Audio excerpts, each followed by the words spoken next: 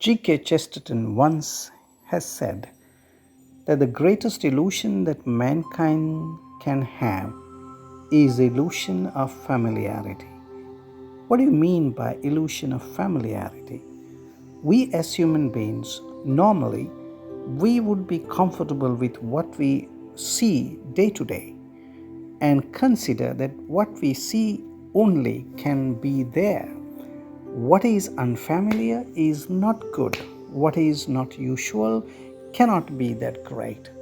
It is what I have seen, what I am familiar with, what I do normally know, that is good and acceptable. What is unfamiliar is to be rejected and to be dealt with harshly. Now, my dear friends, today in the liturgy of the word, Jesus is encountering the problem or the illusion of familiarity that his own brothers and sisters, his own neighbors, his own relatives had against him. How can this man be the son of the carpenter that we know and say what he says and do what he is doing? Now, when it comes to this problem of familiarity and only approving and acknowledging what is familiar, there is a reason, there is a psychological reason why we do so. Now, when you go deep into this individual or community behavior or collective behavior of human beings, we can always see that we always think that what I see within myself is what is right and acceptable. So therefore, I want that which is within me to be also be out there. Now, let me give you an example. In the South Asian reality, we always find that if you are an honest person, especially in the field of politics, you cannot be elected.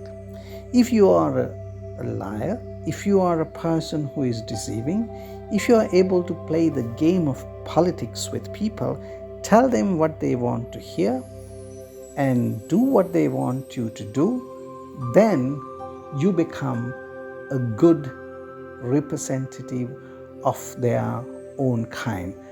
Those are the ones who get elected. Those are the ones who go to the parliament. Those are the ones who take the highest chair in a country or in a land.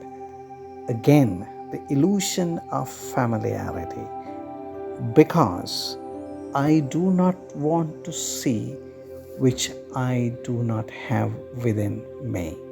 So therefore, in the political world, especially as I mentioned in the Eastern Hemisphere of the world, we do have leaders who truly reflect our own problems.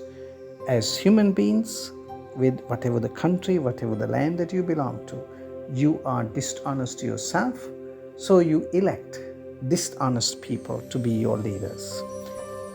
If someone comes preaching honesty, living honesty, someone who is willing to give you honest leadership, we don't want you. You're not our leader. We don't want to have anything to do with you. Again and again, my dear friends, history repeats itself. Illusion of familiarity is something that is out there in the world, no matter whether we accept it or not, whether we are able to acknowledge it or not. It is what engulfs all of us, our individual lives as well as our collective lives. Jesus laments that he as a prophet is not accepted by his own people, and it happens to all the prophets, all the honest men, all the men who wants to lead with honesty and integrity. As long as that society is not honest by themselves, as long as that society is not willing to be straightforward in their dealings, there you have no chance to be a leader or to be a prophet. A prophet is never accepted in his own country, in his own land. Why? because we all do suffer from the illusion of familiarity. To be a believer in Jesus, to be a follower of Christ, the challenge is, do I have the capacity to be someone who is open to the darkness that is within me, so that I may always see the light out there and embrace that light? Because our normal tendency is to embrace the darkness that is outside of us, because we have too much of darkness within. Illusion of familiarity is the greatest illusion of all men.